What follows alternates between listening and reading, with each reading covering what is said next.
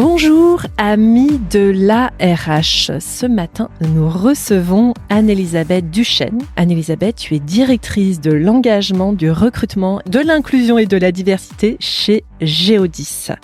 Alors cela fait bientôt 10 ans que tu es chez Geodis, tu as débuté comme account manager et aujourd'hui tu interviens sur des thématiques D&I. Alors on est forcément très très curieux de comprendre ta trajectoire personnelle et professionnelle et bien sûr les sujets diversité et inclusion qui te tiennent à cœur. Mais avant cela, j'ai une première question à te poser. Est-ce que tu peux te présenter ?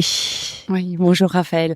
Donc, je suis Anne-Elisabeth Duchesne. Je suis aujourd'hui donc en charge de tout ce qui est l'expérience collaborateur chez Geodis. Et si je dois me présenter, je suis une maman de 3 enfants qui sont adultes aujourd'hui. Et je travaille depuis bientôt peut-être 32 ans. Donc, beau parcours. Voilà. Un beau parcours, ouais. Très bien. Et j'ai commencé donc à la base, je suis ingénieure. Parce que j'étais très bonne en maths et en physique, je me suis pas trop posé de questions, je me laissais un peu porter, donc j'ai commencé par un diplôme d'ingénieur en agroalimentaire. Et lorsque j'ai eu 22 ans, je me suis dit oulala, je parle pas anglais, il va falloir que je parte quelque part. Et je suis partie donc en Australie le plus loin possible, pour pas qu'on entende mon superbe accent. Je suis partie en Australie dans une usine. Et puisque j'étais ingénieure en agroalimentaire, et je me suis occupée en fait d'une ligne de production. Et pendant ces 8 mois en Australie, alors certes, j'ai appris à parler australien avec un accent assez fort. J'ai gardé un accent très français, mais un peu bizarre avec le côté australien. Mais surtout, je me suis aperçue que l'usine, c'était pas du tout pour moi la production en fait. C'était des murs, c'était fermé, ça manquait de relations. C'était toujours les mêmes personnes que j'aimais beaucoup parce que j'adore les équipes. Mais en revenant, je me suis dit, ça va pas être possible. Et en rendant mon mémoire, j'ai eu la chance d'avoir dans mon jury le président d'une grosse boîte qui s'appelle Bonduel et qui m'a dit, est-ce qu'on peut vous poser une question personnelle ? Il m'a dit, qu'est-ce que vous allez faire après ? Je dis, je vais pas aller en production, ça c'est sûr, puisque j'ai testé, et je pense que je vais essayer du commerce, parce que c'est pas du tout, on m'avait pas orienté par là, mais j'ai envie de voir du monde. C'était ta personnalité, quoi. Ouais. Tu sentais que c'était toi. Moi, en tout cas, je sentais que j'avais un besoin d'aller voir un petit peu à l'extérieur et de découvrir de nouvelles choses. Je suis assez curieuse. Et il m'a dit, écoutez, je pense que c'est un très bon choix. Si dans 3 mois, vous n'avez pas trouvé de job, appelez-moi, vous en aurez un chez moi. Et en fait, j'ai trouvé un job très, très rapidement chez Danone et je suis rentrée chez Danone où j'ai fait du commerce. Et puis après, petit à petit, on m'a proposé des postes. Tous les 18 mois, je changeais. J'ai évolué dans le commerce. Après, je suis passée en gestion, un peu en finance, après aux achats. Et à un moment de ma vie, je suis sortie du monde des bisounours à 30 ans, parce que beaucoup de décès autour de moi, de mes parents, un enfant. Et là, je me suis dit, il faut que je me relance et que j'aille voir ailleurs, que j'avais besoin de motivation, de challenge. Et donc là, j'ai eu des propositions pour passer dans le monde de la supply chain, en opération, m'occuper d'un PNL de logistique et de transport. Et je suis partie chez Electrolux pendant 5 ans. D'accord. Voilà, j'ai fait ça pendant 4-5 ans. Et puis j'avais envie, c'était un monde très différent de Danone parce qu'un groupe français, c'est le groupe français. Là, je passais dans un groupe suédois qui me convenait pas forcément. Et là, je suis revenue. On m'a proposé des postes chez Geodis pour m'occuper de grands comptes, comme tu l'as dit tout à l'heure. Donc je suis arrivée, je suis passée grand compte. Après, je me suis occupée du marché des biens de consommation chez Geodis. Et puis pareil, à un moment donné, je me suis dit, j'ai envie de bouger. Et on m'a proposé de partir aux États-Unis, d'aller travailler dans notre filiale américaine qui est basée à Nashville, Tennessee, donc dans la country, à la country. Et je suis partie là-bas en prenant en fait un poste en opération, en excellence opérationnelle, donc très éloigné du monde du business development et du marché des biens de consommation. Je m'occupais d'entrepôts d'excellence opérationnelle. Et là-bas, tu es restée combien de temps, Nashville ? Alors, je suis restée 4 ans, mais ça a été entrecoupé parce que nous avons eu la joie et malheureusement pour certains le Covid. Ouais. Et donc j'ai été le jour où je devais partir le 15 mars 2020 et le 13 mars Trump a fermé les frontières. Donc je me suis retrouvée avec un container sur l'eau. Ma dernière fille à la maison, mon mari qui me disait on y va quand ? Ah oui. Heureusement, j'avais gardé ma maison. Et donc, on s'est retrouvés bloqués et j'ai commencé mon nouveau job en Amérique latine avec les Mexicains, les Chiliens, les Colombiens, les Brésiliens en remote, assise dans mon bureau dans le nord de Paris. Voilà. Mais c'est pour revenir un petit peu sur ton parcours, c'est drôle parce que, enfin, je trouve qu'il y a plein de choses qui dénotent et qui montrent certaines choses de ta personnalité. Déjà, t'as pas eu peur. Dès 22 ans, t'es partie en Australie. T'as pensé à l'international. Faut quand même le faire à 22 ans. Partir en Australie, travailler 8 mois en usine, production. Déjà, faut trouver le stage qui est pas forcément évident. Nashville, de nouveau, t'as une expérience en effet de 4 ans dans le cadre de Géodis. J'ai le sentiment que t'as pas peur. Et cela depuis souvent, ou je me trompe ou... Alors, en fait, je me suis souvent posé la question si c'est de l'inconscience, de la naïveté ou pas. Parce que pour le coup, l'Australie, je suis partie la fleur au fusil. Je parlais allemand. J'étais de ces années où on faisait les bons élèves allaient en allemand. Donc, je parlais bien allemand, mais l'anglais pas du tout. Et je suis partie là-bas, mais je me suis pas rendu compte que ça allait être vraiment très très dur. Bon, j'ai pris 25 kilos en 8 mois parce que je me suis retrouvée très seule au départ. Mais bon, j'ai tenu le choc. Oui, j'aime bien. En fait, je suis très curieuse et puis je me pose des questions, mais pas tant que ça. Alors, après, j'ai une chance folle, c'est que j'ai un conjoint qui m'accompagne et qui a toujours été là pour m'aider et pour me dire mais vas-y quoi. Donc, voilà, c'est un peu mon équilibre. Et à chaque fois, j'adore apprendre. Et faire des nouvelles choses, voilà, je kiffe quoi. Donc toi, ton équilibre, c'est ton partenaire qui globalement assure un petit peu derrière toi, quoi. C'est quelqu'un sur qui tu peux compter. Ah bah complètement. Ouais, c'est pour moi c'est la base, enfin c'est la fondation, c'est un socle, c'est mon socle. Il le voit pas du tout comme ça, mais moi c'est un socle, ouais. Oui, et puis j'ai le sentiment, enfin on en parlait que ça a été un fonctionnement que tu as mis en place assez tôt quand tu avais 32 ans et donc ça se faisait pas il y a quelques c'était pas commun quoi. Donc pas du tout, ça a été vraiment alors en fait bon on a eu un certain nombre d'événements familiaux assez graves et mon mari me dit à un moment, il me dit bon bah là ça commence à bien marcher, tu fonctionnes bien et tout, tu vas vite. Il me dit moi ce que je te propose, je vais m'arrêter pour m'occuper de notre dernier enfant qui est né avec un handicapé.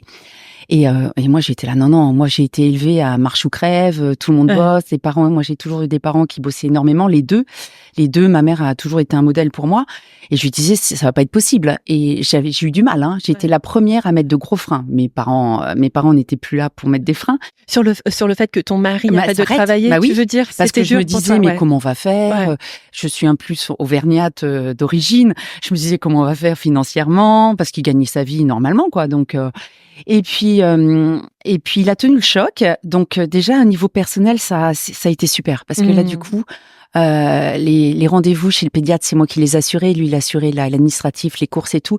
Mais moi, je faisais les rendez-vous chez le pédiatre avec 3 enfants. On en a quand même beaucoup. J'avais l'impression que mon week-end était autour des enfants, des rendez-vous.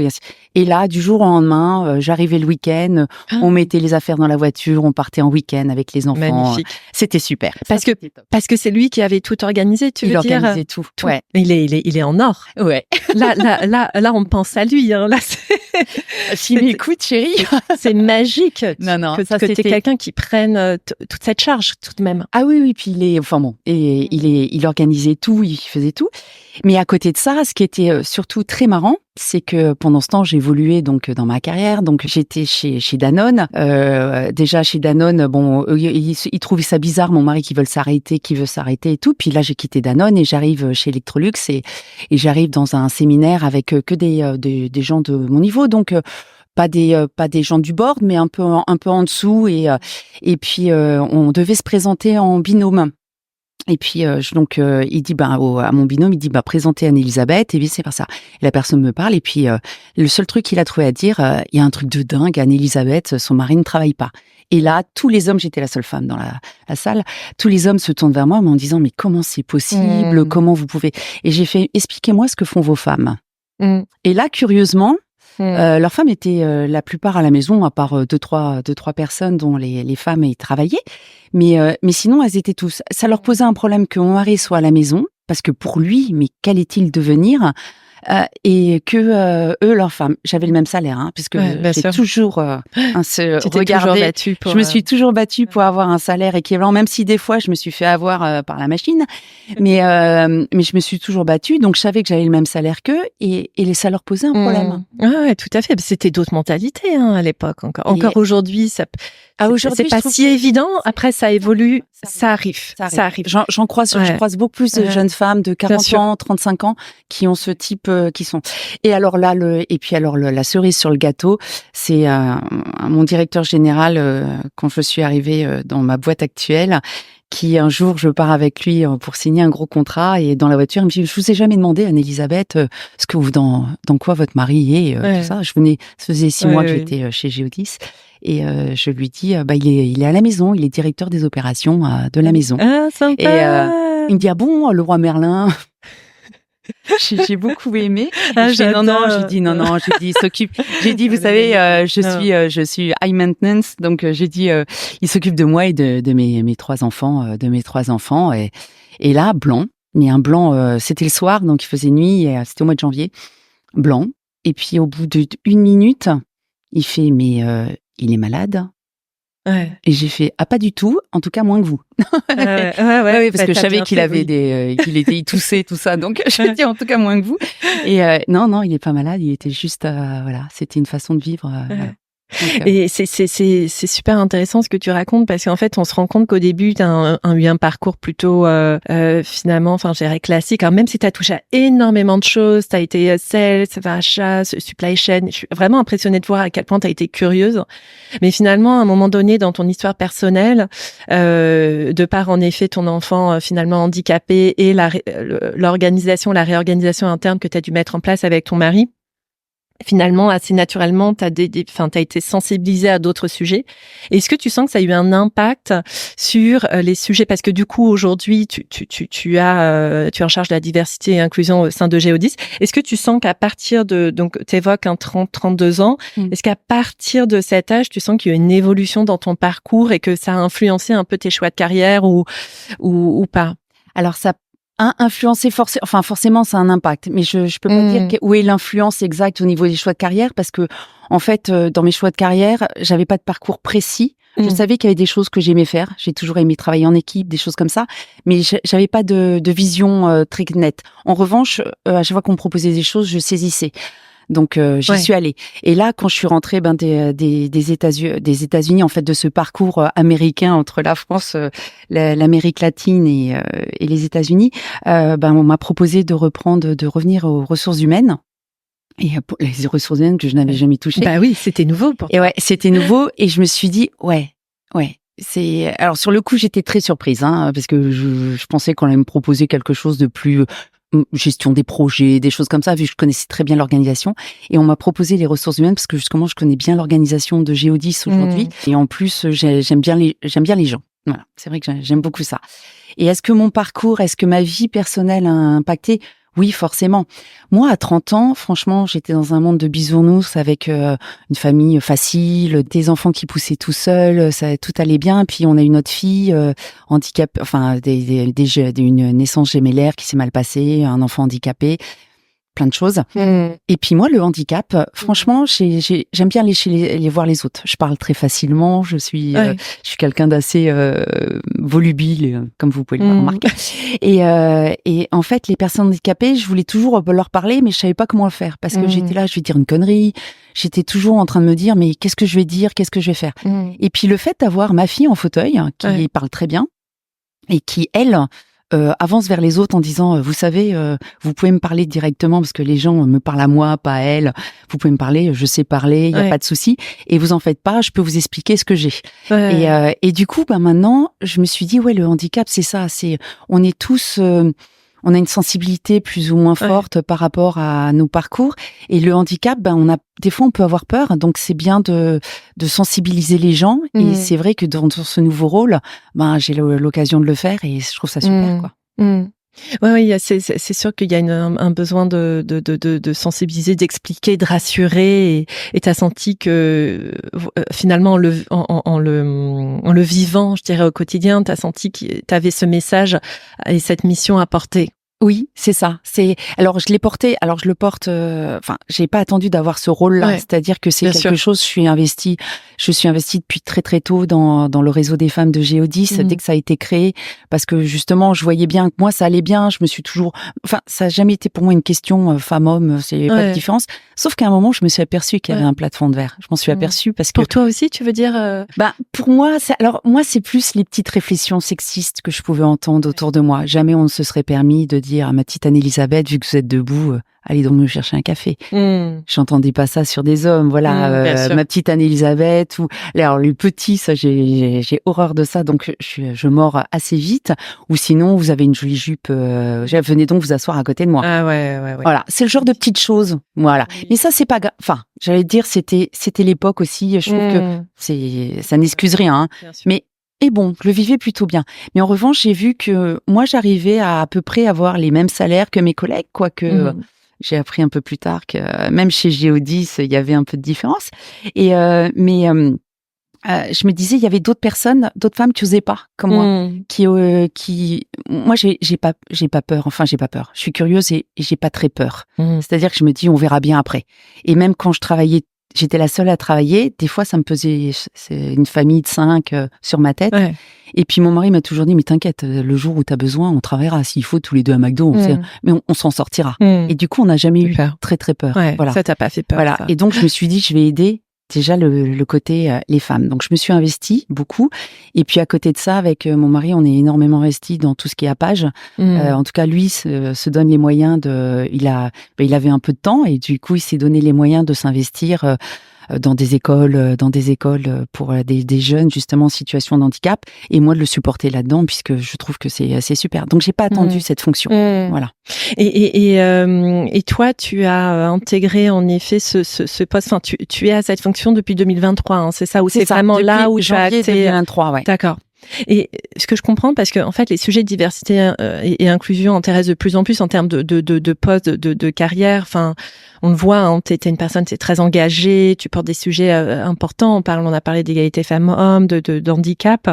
Quel conseil tu pourrais donner à une personne qui souhaiterait, tu vois, se lancer, enfin, être sur ces sujets au sein d'une entreprise? Est-ce qu'il y a pour toi, j'ai le sentiment qu'il n'y a pas eu un plan de carrière finalement, mais c'est ça, c'est une question de rencontre. Alors, c'est une question de rencontre. Alors, de toute façon, hein, on est d'accord sur tout ce qui est carrière. C'est une question de timing, de rencontre. J'ai eu la chance de rencontrer Mike, qui est le patron des Americas et qui m'a proposé de venir. J'ai eu l'occasion de rencontrer Marie-Christine Lombard, qui a été mon mentor lors du premier programme de mentoring de Géodis Women Network. Du coup, j'ai la chance d'avoir parlé à des gens au bon moment. Ouais.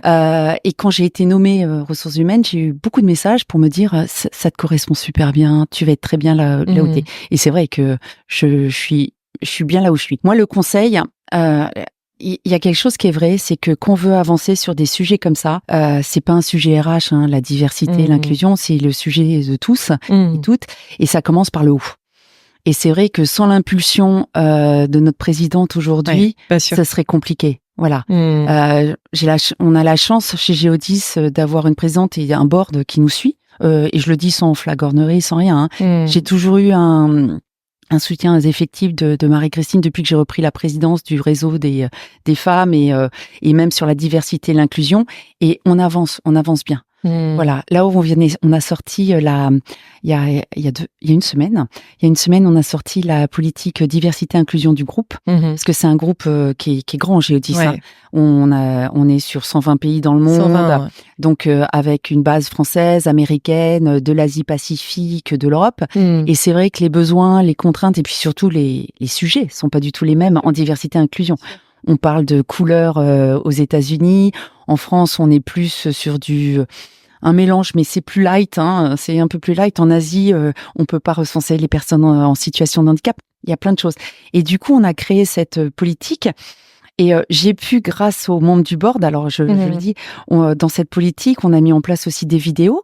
Et avec les gens qui me parlent du handicap, on a fait une vidéo avec que des gens du Topex, donc des board members, plus des gens de management qui parlent de leur enfant en situation de handicap. D'accord. Pour montrer en fait à la communauté que le handicap, ça touche tout le monde, qu'on peut en parler et qu'il y a plein de choses à faire et que c'est pas grave et qu'à tout niveau, même dans les gens du board, on est touché et ça touche tout le monde, voilà. Et donc là, en fait, on sent, donc c'est un point qui est intéressant, c'est que tu as un vrai sponsorship en effet en interne et ça, c'est nécessaire pour toi pour développer une politique D&I. Et ce qui est intéressant aussi, c'est ton approche pays. Donc il y a tu disais 200 pays environ, 120, pardon. 120. Non, pas de problème. 120 pays. Comment tu arrives justement à décliner une politique D&I globale? Quelle est ta stratégie?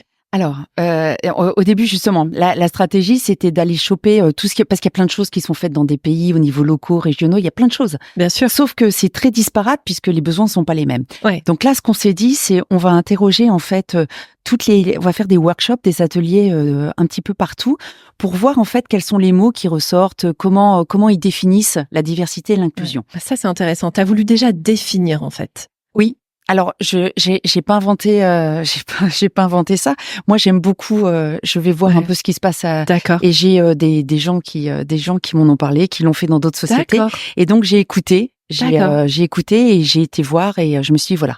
Donc on va faire comme ça. Et donc on a défini un socle qui a été vu avec tous les pays qu'on a distribué à l'ensemble des ressources humaines, des directeurs de ressources humaines pour qu'ils soient bien d'accord. Et ensuite, qu'on a défini 4 piliers.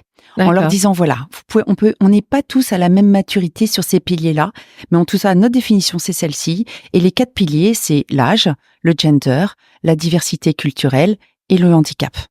Très voilà, bien. ça, c'est nos 4 piliers. Et dedans, en fait, chacun va pouvoir travailler en fonction. On va essayer d'aller prendre les meilleures pratiques un peu partout et on les diffuse. Donc, on a un réseau. Donc, tu laisses une autonomie quand même assez importante à tes pays. On est obligé. Ouais, mais ouais, non, mais ça, et puis c'est surtout, il y en a certains qui font des choses super. Enfin, franchement, il y a de très très belles choses. Il y a des, aux États-Unis, par exemple, ils ont tout un Employee Resource Group, donc ce sont des réseaux pour la diversité, le Goods, avec justement c'est toutes les ethnies, ils travaillent sur les couleurs, comment faire monter plus de personnes noires, puisque là-bas on utilise le mot black, donc je l'utilise volontairement. Et il y a des choses qui sont faites aussi en Europe pour les femmes. Chez nous, dans les entrepôts, il y a aussi des journées des duodesses qui sont organisées. Il y a plein de choses. Donc il faut leur laisser cette possibilité d'aller en fonction de leur sensibilité, d'aller chercher. Mais en tout cas, ce qui est bien, c'est de le populariser, d'en parler. Et on a un réseau qui s'appelle le réseau IN, donc Inclusion Network, qui nous permet en fait de diffuser la bonne parole. Donc quand je suis arrivée, ce réseau était vivoté, il fallait le relancer. Donc là, on est vraiment en train de le relancer, le pousser, donner des moyens, parce que c'est simple, faut aider, faut supporter et les aider à avancer, voilà. Et finalement, ce réseau, tu relayes, enfin, c'est dans le cadre de ce réseau, tu relayes les initiatives locales. Exactement. Donc déjà, ce que tu as fait, parce que beaucoup certains de nos partenaires sont au début de l'histoire en matière de diversité et inclusion. Donc c'est intéressant ce que tu as fait. Donc déjà, tu t'es renseigné. Avant de te lancer, tu t'es renseigné, tu as échangé avec d'autres entreprises sur leur stratégie. Oui. Et après, finalement, tu as défini un peu le cadre en cohabitation, enfin, je veux dire en collaboration, c'est le bon mot. Pour te dire, voilà, quels sont nos 4 piliers. Tu t'es mis d'accord quelque part sur un glossaire et à savoir qu'est-ce que la diversité et inclusion. Et après, tu laisses une certaine autonomie, en effet, à tes pays et ça remonte et tu diffuses au travers du réseau IN. Voilà, on leur laisse de l'autonomie et on va sur l'année, on a déjà une planification qui est faite. On va faire des grands événements. Donc on a eu le mois de la diversité avec, comme je l'ai dit, différents types de vidéos qu'on fait sortir au fur et à mesure de culture, de diversité culturelle, d'handicap et ainsi de suite, de gender. Et on va faire un grand événement donc en fin d'année. En Europe, il y a la semaine de l'employabilité des personnes en situation de handicap. Et cette année, on a décidé, pareil. J'ai copié sur des collègues à moi dans d'autres sociétés, mais on va faire une semaine de l'employabilité worldwide. Et donc, on va pas faire des duodés seulement en France ou en Europe, on va le faire dans le monde entier. Très chouette. Voilà. Et on est déjà en train de monter. Donc, pareil, j'ai l'assistance, le support de Marie-Christine Lombard et du board pour accompagner ça et on va vraiment le diffuser. Parce que on le sait, hein. Ouais. Quand on arrive en fait à voir que déjà une personne handicapée, ça peut être non visible. Déjà, bien ça sûr, c'est quelque bien chose sûr. que les gens Oublient, des fois hein. ne se Bien rendent sûr. pas compte. Que en plus ça amène beaucoup de richesse. Oui, c'est pas évident. Des fois il y a peut-être des aménagements à faire, mais à côté de ça, il y a beaucoup de richesse. Récemment, on a embauché un jeune garçon qui a un syndrome d'Asperger. Et il a été en CDD chez nous pendant près de 6 mois. Et depuis qu'il a été embauché, il a changé. Il a changé. Déjà, son visage il est beaucoup plus détendu. Il est venu me parler. Il y a 6 mois, il était incapable. Je ne pouvais pas lui parler parce que je parle trop. Je suis trop pas vindicative, mais je parle trop fort, trop vite. Et quand je lui parlais, il reculait. Et maintenant, on est capable d'avoir un échange complet. Il est super content. Il apporte beaucoup à l'équipe et son manager nous disait que pour lui, il recommencerait tout de suite parce que en fait, même par rapport aux autres, il met plus de bienveillance pour parler à ses autres collaborateurs et ça lui a apporté une richesse. Voilà. Ouais. En plus, ce jeune homme, il est brillant. Il avance 2 fois plus vite que les autres. Donc c'est génial. Donc voilà, donc c'est du gagnant-gagnant et c'est du gagnant pour la boîte, c'est du gagnant pour lui, c'est du gagnant pour nous, c'est gagnant pour tout le monde quoi. Elles sont intéressantes tes actions. Non seulement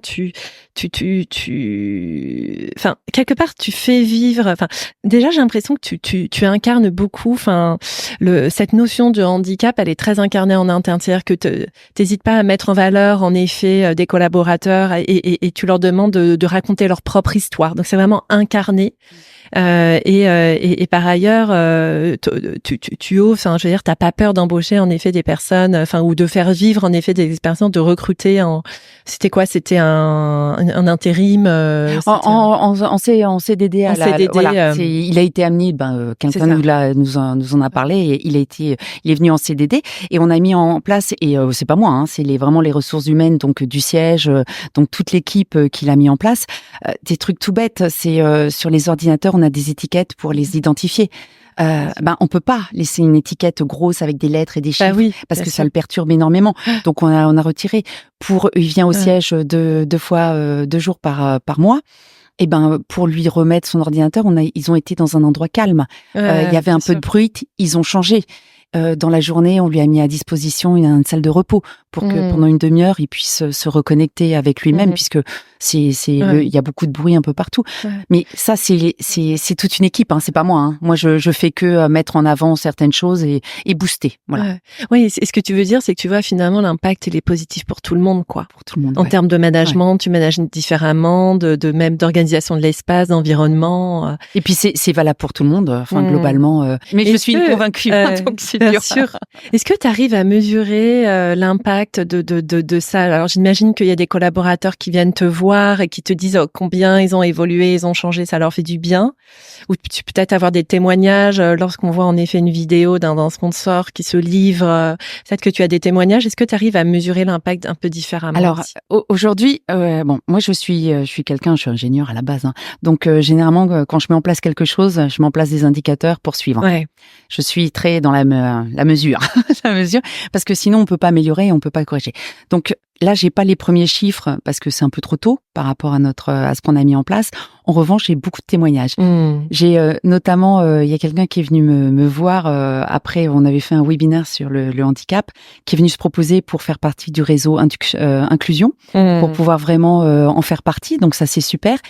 Et cette personne-là, je sais pas si je dois citer les noms, j'ai toujours un peu peur, mais cette personne-là va embaucher au mois de septembre une personne en situation de handicap qui était venue lors d'un duodèse. Ouais, c'est chouette. Ouais, donc tu vois vois la continuité en fait. Alors c'est des petites choses, hein. Ce sont des petites choses, mais qui sont tellement importantes. Et puis moi, c'est très égoïste ce que je vais dire, mais dans mon job actuel, toutes ces petites choses me font du bien. C'est mes petites joies, mes petites réussites de la journée, du moment.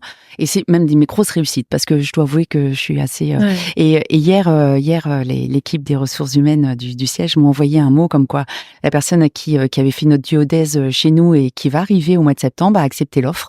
Wow. Donc, il va vraiment arriver. Ouais. Et je suis super contente. Ouais. Donc, tu vois l'impact direct. Ouais. Non, moi, je vois l'impact. Ouais, et une personne du board qui a fait cette vidéo me disait qu'il avait reçu plein de messages parce que lui-même n'en parle pas plus que ça. Sûr. Moi, ça lui a peut-être fait du bien aussi. Hein. Alors, ça, je pense qu'il en parle librement quand il a envie. Après, bien chacun, je pense qu'il y a des gens qui sont plus amènes de parler de leur vie privée.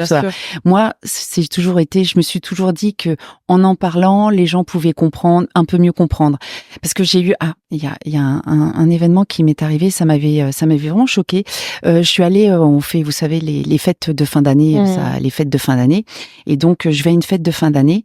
Et la personne du CE m'avait donné un peu plus de place. J'avais mes filles et j'ai pris des places en plus pour emmener des enfants en situation de handicap qui étaient des copains de ma jeune fille.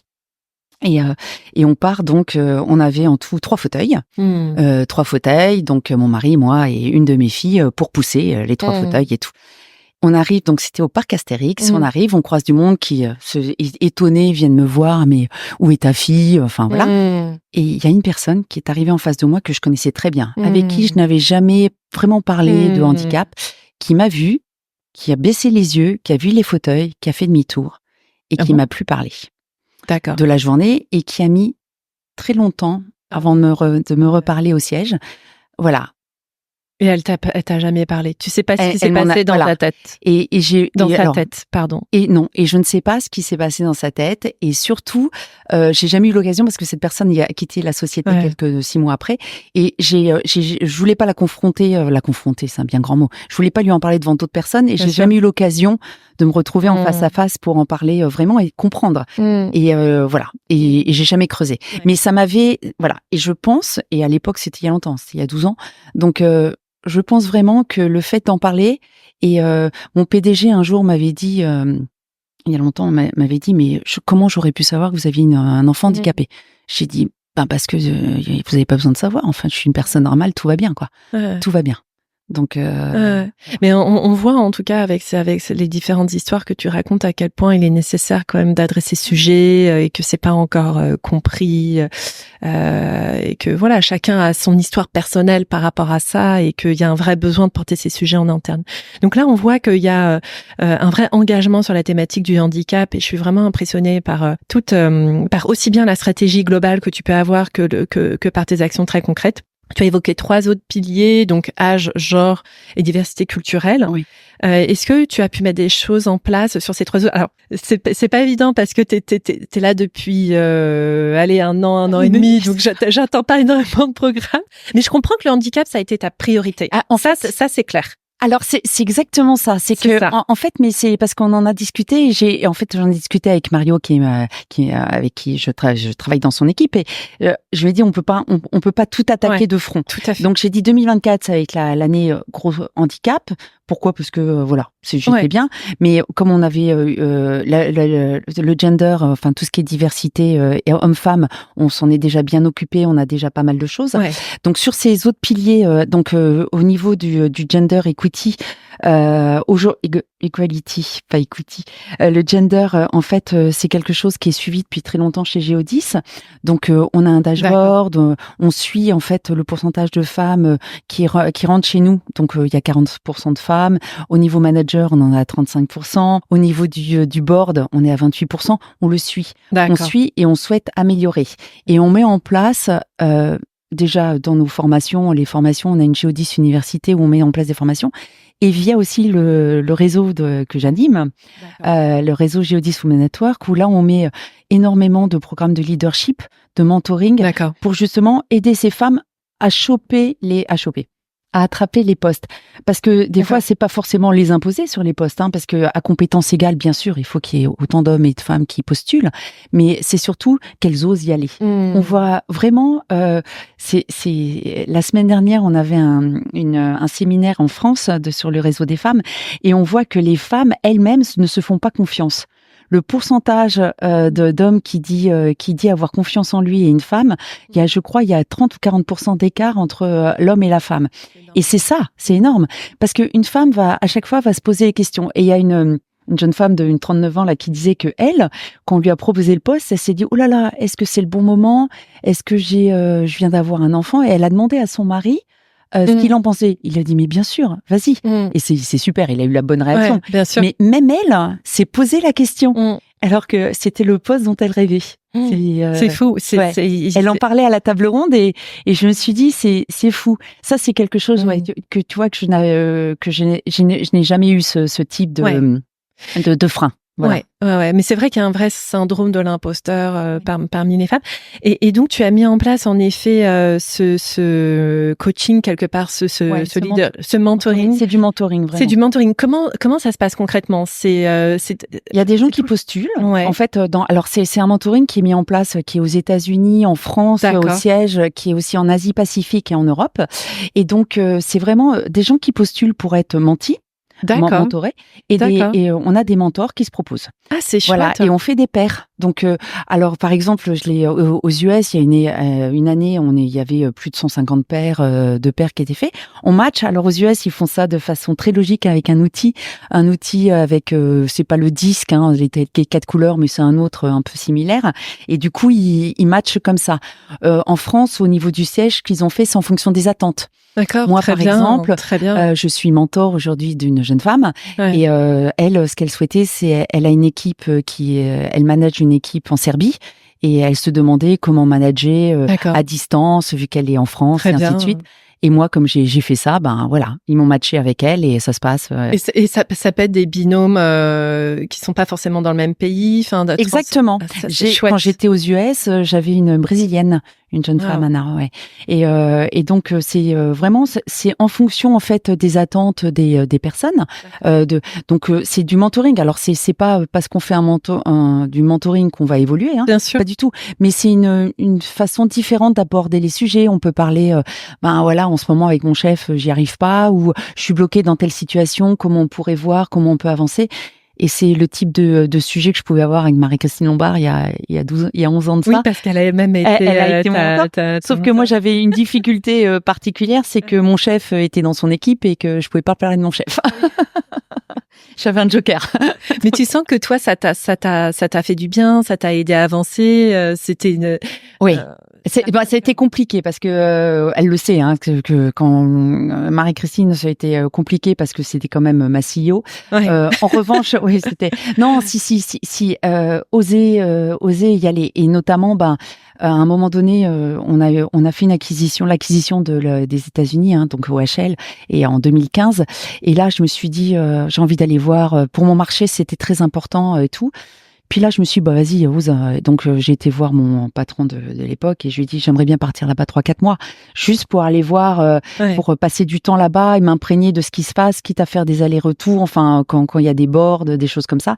Et puis, c'est ce qui s'est passé. Et d'où la suite, je suis partie parce que j'ai rencontré Mike et voilà. Ouais, donc finalement, ça a été un vrai accélérateur un facilitateur de carrière aussi. Ça a été un facilitateur, voilà. Ouais. Moi, je pense vraiment que c'est un facilitateur et voilà. Bon. Et je pense, moi j'ai eu auparavant chez Danone, j'ai eu une autre personne avec qui je m'entendais bien et qui m'a aidée dans la suite parce que j'ai eu des enfants, donc 3 enfants. Danone, merci. J'ai eu 3 enfants en 5 ans, dont une grossesse très compliquée, gémellaire et tout. Et j'ai toujours eu quelqu'un qui m'a suivi et a été attentif à ce que je sois pas perdue dans la masse, quoi. Ouais, donc finalement, ta carrière, tu l'as aussi beaucoup construite grâce à des mentors et des personnes qui t'ont fait confiance, qui t'ont suivi, qui t'ont propulsé. C'est aussi ça, quelque part, une carrière. Moi, je pense que chez Danone, c'est vraiment un mentor. C'est une rencontre. C'est quelqu'un qui, quand je suis revenue de mon congé de gémellaire ou avec ma fille qui était handicapée, là, il a été particulièrement présent parce qu'il m'a dit.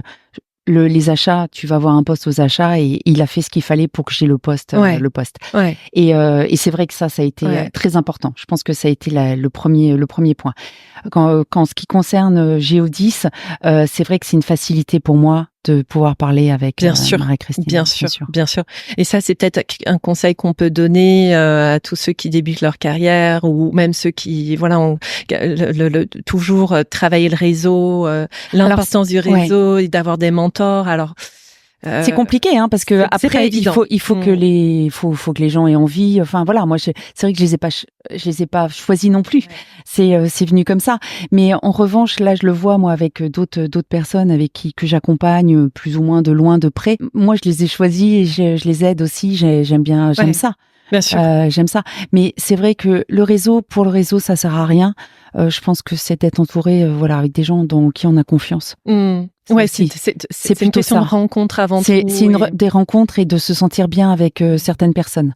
C'est parce que je suis pas bonne en réseau, je suis pas là. Je commence, je commence à m'y mettre, mais je suis pas très bonne dans tout ce qui est gros réseau. Bon, j'ai déjà le réseau des femmes, ce qui est déjà pas mal, mais je suis pas très très forte dans. Mais c'est justement peut-être parce que tu es complètement authentique, non intéressée et toi-même que quelque part ça marche. Alors moi-même, oui. Ça c'est sûr. C'est ça. Ça, je suis moi-même. C'est bien un problème. Et intéressant. Donc, on a parlé de l'égalité femmes-hommes, de tout ce que tu mets en place sur la partie handicap. C'est déjà énorme, de ce que tu as mis en place. Quel est ton prochain challenge? Est-ce que c'est de continuer sur ces 2 piliers? Ou est-ce que tu as envie de commencer à attaquer peut-être il y a la diversité culturelle. Donc, on est dans un groupe où il y a déjà beaucoup de cultures différentes. Bien sûr. Là, on a fait un film d'une équipe qui est au siège. Ils sont 16 pays, 16 nationalités différentes. C'est énorme. C'est énorme. Et en plus, je pense qu'ils sont 22, 25, un truc comme ça. Donc, je dis peut-être des bêtises, mais ils sont pas. Et j'ai fait un film sur eux. Donc, déjà, le fait que le groupe soit positionné dans le monde, c'est vrai que là, c'est bien et on a déjà des cultures. Mais il faut qu'on aille plus loin et que ça soit plus mixte au niveau du board. Aujourd'hui, du board, on va dire que c'est principalement caucasien. C'est pour ne citer que ce mot-là. C'est pareil aux US, faire monter plus de femmes, parce que au niveau du board aujourd'hui, on a 28% de femmes, mais il faut de la culture. Mais il y a un gros chantier, je pense qu'on oublie souvent, c'est l'âge. Parce qu'il y a les jeunes, on s'en occupe des jeunes. On a créé notamment le groupe des Jedi chez nous. Les Jedi. Alors j'ai commencé chez au corporate et c'est un groupe, donc c'est un réseau de jeunes. C'est les collaborateurs. C'est donc ces fameux employee resource group, parce que je crois vraiment au fait que c'est les collaborateurs qui doivent mener leur réseau.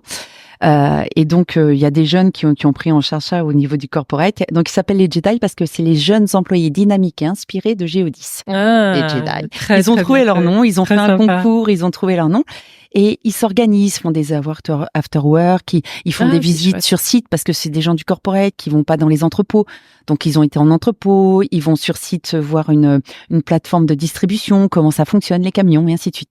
C'est top. Donc ça donc ça, les jeunes, on s'en occupe et on va s'en occuper de plus en plus avec la marque employeur. Très bien. Mais j'ai l'impression qu'ils sont assez moteurs. Tu as l'air de dire que c'est eux qui ont un peu. Alors oui, ils sont incroyables parce que l'ascenseur, le pitch elevator, ça marche très très bien avec moi. Je rentre dans un ascenseur, il y a un jeune qui m'en parle dans un ascenseur. Il me dit oui, il y a pas assez de choses faites jeunes. Là où j'étais auparavant, il y avait un groupe de jeunes, et bon, j'entends. C'est avant que j'arrive au RH. J'entends. 2-3 mois après, j'arrive au RH, même ascenseur, mais avec une autre jeune femme qui me dit la même chose. Ouais, les jeunes. Et je fais OK, on va faire un déjeuner. J'ai invité donc Joséphine et Julien, je les ai invités et je leur ai dit OK, vous m'avez parlé tous les deux du même truc. Qu'est-ce que vous voulez faire? Ils se sont parlé, ils sont revenus avec une proposition. J'ai regardé, j'ai dit bingo. Voilà. Et on y a été. Bien sûr, tous les RH sont tout à fait d'accord. Mais on en a parlé. Ils ont pris en charge. Ils sont coprésidents et ils ont lancé le sujet. Top. Magnifique. Voilà. Et ils sont énormément auteurs. Donc là, il faut qu'ils progressent pour prendre de l'ensemble du groupe. Mais je trouve que on s'occupe. En tout cas, on est conscient de ce gap entre les jeunes générations et nous, les façons de penser et tout. On en est conscient et je trouve qu'on travaille dessus. Et puis eux ils avancent, ils sont très moteurs, très vindicatifs et tout. Maintenant, les personnes d'un certain âge, comme moi, Moi, je trouve qu'on s'occupe pas. Parlons de la ménopause. Voilà, c'est un truc, on n'en parle pas assez. Je pense que ça impacte beaucoup de femmes et tout. Moi, je suis pas encore dedans, mais je sais que c'est quelque chose qui impacte. Il faut qu'on puisse accompagner aussi différemment. On accompagne les jeunes mamans, les jeunes papas. Pourquoi pas? Et puis même, on voit que on est en train d'augmenter l'âge des retraites et tout. Qu'est-ce qu'on fait pour les personnes? Voilà, comment on accompagne les gens pour garder dans les postes? C'est intéressant et je sais que tu as beaucoup d'entreprises qui prennent ces sujets, ce qu'on appelle les transitions de vie, qui sont en effet le départ à la retraite ou la ménopause ou même la parentalité, et en fait qui en effet proposent des programmes sur tous ces sujets. Donc ça, nous on a forcément en tête des programmes de formation, mais là où je te rejoins, c'est des sujets qui sont à aborder, qui sont à adresser. Parce que quand tu deviens parent, c'est un énorme changement de vie. Pareil pour la ménopause. Et on a certaines entreprises qui sont assez motrices, en effet, sur ces sujets, je pense. Mais moi, je pense que ça va être la diversité culturelle, c'est une évidence. Et de fait, de notre positionnement, je pense que on va y aller. Ça va être plus facile à embarquer. Mais l'âge, en tout cas, c'est quelque chose qu'on va regarder. Et ça sera sans doute un chantier pour 2025-2026. En tout cas, ce que je vois, c'est que tu laisses beaucoup d'initiatives. Là, l'exemple que tu as pu donner, en effet, sur les jeunes, tu es beaucoup à l'écoute et tu laisses vraiment l'initiative, aussi bien pour cet exemple que pour les pays qui ont cette latitude de pouvoir mettre en place des actions. Donc ça, c'est vraiment chouette. Comment tu fais, toi, pour trouver un équilibre vie privée, vie pro entre tout ça? T'as une vie privée qui est assez intense aussi. Alors on a compris, t'as un mari qui t'aide et ça c'est énorme. Je pense que s'il n'était pas là, tu pourrais pas faire tout ce que tu veux sur la partie professionnelle. Mais toi, comment tu fais pour respirer et juste avoir un moment à toi dans tout ça, dans tout ce qu'on s'est dit, aussi bien sur les sujets que tu portes en interne au sein de l'entreprise et qui sont quand même assez intenses. C'est quand même, voilà, tu mets du cœur là-dedans et on ressent que, en effet, dans ta vie perso, qui est une vie aussi très engageante, c'est quoi ton moment à toi, en fait? Un moment à moi. Alors, bon, alors déjà, faut le dire, j'ai besoin d'être toujours en mouvement. Ouais. D'accord, c'est quelque chose qui, je pense, me fatigue un peu à un âge. Ouais. On m'a dit récemment qu'il fallait que je vive avec mon âge. Il faut que je réduise un peu la voilure, mais j'aime sortir, j'aime bouger. J'ai beaucoup d'amis, j'aime voir du monde. Voilà, j'aime sortir et j'aime voir des choses nouvelles. Donc tu passes pas un week-end chez toi à lire, à bouquiner ou à ça? Si, je le fais de plus en plus. Ouais. Alors, en fait, j'ai déjà le fait que je fais du sport. Alors pas de façon intense. Je suis pas une athlète aguerrie, tout ça. Non, loin de là. Mais pendant un moment, j'ai couru avec un groupe d'amis. Maintenant, je marche beaucoup. Je continue à beaucoup marcher avec mon mari, tout ça. Je fais du yoga grâce à Géodis. Donc, je fais du yoga régulièrement. Et ça, c'est un vrai équilibre. J'essaye vraiment d'avoir 3-4 heures de sport. Par semaine. Par semaine. Alors, pas du sport très intense, hein. Je cours un peu, histoire d'avoir du cardio, voilà. J'essaie de m'entretenir. 3-4 heures, c'est pas mal, enfin, c'est mieux. Ouais, mais je pense que j'en ai besoin, voilà. Je me rattrape le week-end lorsque j'ai pas réussi à faire ça. Et je me suis découverte, donc, on a acheté une maison dans le Cotentin, et j'ai des origines, en fait, mes grands-parents étaient agriculteurs d'un côté et maraîchers de l'autre. Et dans toute ma jeunesse, je voulais être agricultrice, mais agricultrice dans le sens avoir des vaches, des choses comme ça. Et j'étais pas du tout vers les plantes. Et alors maintenant, mon grand bonheur, c'est les week-ends. Non, je les passe pas. Je lis beaucoup, mais plutôt le soir. Mais en revanche, je fais surtout beaucoup de plantations. Okay. Voilà, mon grand kiff en ce moment, c'est sortir voir des amis le soir, le week-end faire un peu du sport, des plantations et entre les deux, il y a des bouquins. Voilà. C'est pas mal comme programme. Et voilà. Et on s'est lancé. C'est ta bulle, quoi. C'est ton. Oui. Et c'est de plus en plus, je m'aperçois. Alors que j'étais pas du tout comme ça, hein. Mes filles, elles se posent des questions parce que j'étais pas du tout les mains dans la terre et tout. Et ça me plaît bien. Ça te fait du bien. Ouais, les petites fleurs. Et même là, je me suis lancée dans un petit potager. Je crois que c'est assez technique, hein. L'air de rien, il faut. Enfin, voilà, c'est pas si évident. On est d'accord, hein. Non, c'est pas évident. C'est ça. Je fais pas de jardinage moi-même, mais je crois que c'est assez technique. Il faut veiller. Il faut suivre ça de près. Non, je suis de la permaculture. Voilà, mon mari il est très intéressé par tout ça, donc je suis ses conseils et puis je mets.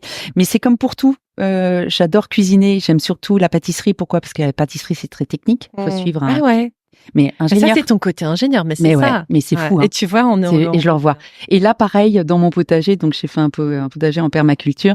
J'ai bien vérifié que j'avais les bonnes fleurs, les capucines, tout ça pour enlever les pucerons, les machins, les bidules.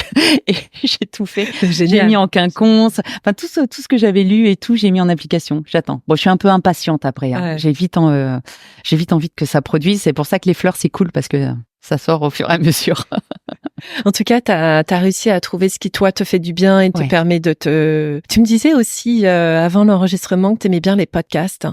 Oui, étant donné que je fais un petit peu de voiture, hein, parce que j'habite pas à côté du bureau et que en plus on a la maison dans le Cotentin, donc quand je suis en train, que j'essaye de prendre de plus en plus souvent parce que je suis très développement durable, mais aussi en voiture, j'écoute des podcasts et je trouve que ce modèle c'est super parce que ça me permet de me concentrer sur la vision de la route, de faire attention, même si je ralentis un petit peu quand ça devient très intéressant. Donc je passe en dessous je vais autour des 90 quand je suis très attentive et donc j'écoute notamment votre podcast. Oui, parce que quand vous m'avez on m'a proposé de venir, j'ai commencé à écouter, j'en ai écouté pas mal et j'ai trouvé ça très bien et j'écoute aussi pas mal de podcasts d'histoire. Voilà, ça l'histoire une période qui t'intéresse plus qu'une autre ou pas? Alors, en fait, j'ai un gros manque, mais ça, c'est ma génération. Hein. Je suis de 68 et en 68, on a eu des programmes d'histoire qui ont régulièrement changé. Donc, on connaît pas bien la période du 15e siècle au 19e siècle. D'accord. Et donc, j'écoute des choses là-dessus parce que je suis souvent perdue et les rois, je les mélange et tout et ça m'énervait. Ah, c'est marrant, ça t'intéresse ça? Eh ben oui, mais alors c'est marrant parce que quand j'étais jeune, pas du tout. Oui. Hein. Alors l'histoire, mon prof d'histoire, si elle m'entend, j'étais pas du tout là-dedans. Sauf qu'en vieillissant, je trouve ça super intéressant et surtout avec mon dernier enfant. Qui a passé le bac l'histoire était très important et comme Ange est dyslexique et dyspraxique, enfin pas dyslexique mais dyspraxique, les dates, tout ça c'était très compliqué. Donc j'ai travaillé pendant une année sur tous ces dossiers d'histoire. Tu l'as accompagné et du coup ça t'a fait de géopolitique et j'ai adoré. Et depuis donc elle a passé le bac il y a 8 ans et depuis j'écoute. J'ai pas lâché. Et c'est vrai que finalement les études des enfants, c'est pas la première fois que j'entends ça. C'est un bon moyen de se remettre nous-mêmes à jour et puis ça peut faire renaître des passions. Ça permet de redécouvrir aussi J'ai redécouvert des livres aussi parce qu'elle était en L, donc du coup beaucoup de lectures. Alors bon, Thérèse Raquin, je l'avais lu, mais j'ai vu une autre vision et comme je suis une maman très investie et que j'avais décidé que j'allais l'aider à prendre les dates, mais elle a eu les dates en tête. Hein. Elle a eu 19 en histoire géo. Non, alors que franchement, entre 1948 et 1648, elle ne voit pas. Elle voit pas le problème, quoi. Donc non, je suis sûre. Elle me dit, moi, la note d'histoire géo, j'y suis pour beaucoup. Là, tu t'es investie. En tout cas, merci beaucoup Anne-Elisabeth pour ce témoignage, pour ce partage. Je peux vous le dire, chère amie de la RH, mais je pense que tu es vraiment une personne de cœur et je comprends aujourd'hui pourquoi tu portes la DNI au sein de Géodis. J'ai beaucoup aimé la façon dont tu as mis en place en effet le département diversité et inclusion. Je trouve que tu as donné là des conseils pratiques vraiment très très intéressants et je vois à quel point tu fais confiance à tes équipes, aussi bien locales que la population des jeunes par exemple, pour lancer des initiatives. Un grand merci en tout cas pour ce moment de qualité et je vous dis à très bientôt chers amis pour un nouveau podcast. Merci encore.